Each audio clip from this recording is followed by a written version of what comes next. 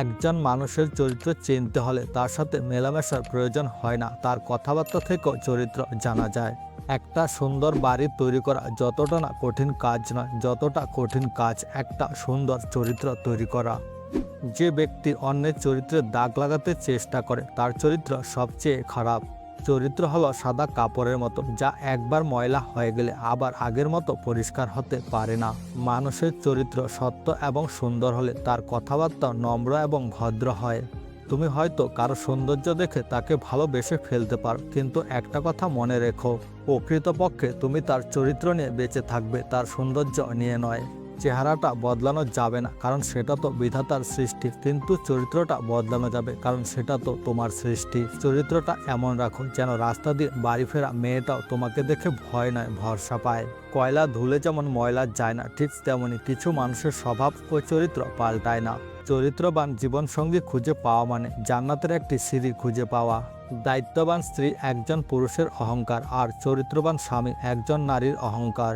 একজন নারী তার স্বামীর সম্পদের কারণে কখনো সুখী বা অসুখী হয় না। স্বামীর যোগ্যতা ও চরিত্রের উপর তার সুখ বা অসুখ নির্ভর করে। জন্মসূত্রে সবাই মানুষের চেহারা পায়, কিন্তু সবাই মানুষের চরিত্র পায় না। উত্তম চরিত্রের অধিকারী ব্যক্তি শুধু জ্ঞান বা শিক্ষা অর্জন করে না, অন্যের হৃদয়েও স্থান করে নেয়। একজন মানুষ তার ঘর বদলায়, পোশাক বদলায়, সম্পর্ক বদলায়, তবুও সে অসুখী থাকে, কারণ সে তার চরিত্র বদলায় না। আয়না যতই দামি হোক, প্রতিচ্ছবি কিন্তু তোমারই থাকবে। তেমনি পোশাক যতই দামি হোক, চরিত্র কিন্তু একই থাকবে।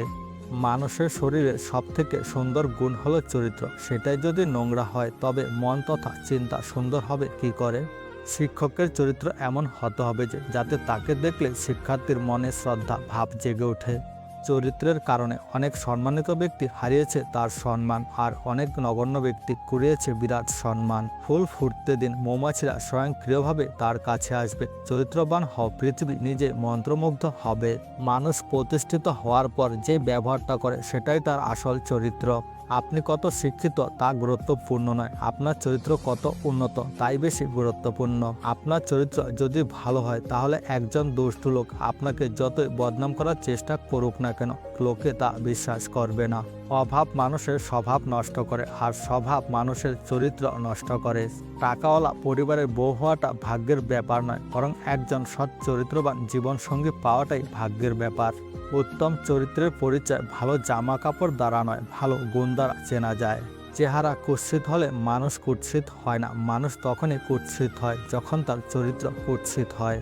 লোকে যা প্রকাশ্যে করে তা অনেক ক্ষেত্রে তার আসল চরিত্র নয়, লোকে আড়ালে যেটা করে সেটাই তার আসল চরিত্র।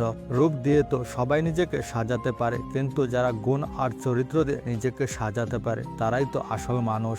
মানুষ যা অর্জন করে তার মধ্যে সব থেকে সুন্দর হলো চরিত্র। সুন্দর চেহারা কখনো সুন্দর চরিত্রের চেয়ে দামি হতে পারে না। বন্ধুরা, সবাই ভালো থাকবে। দেখা হচ্ছে পরের আরেকটি নতুন ভিডিওতে।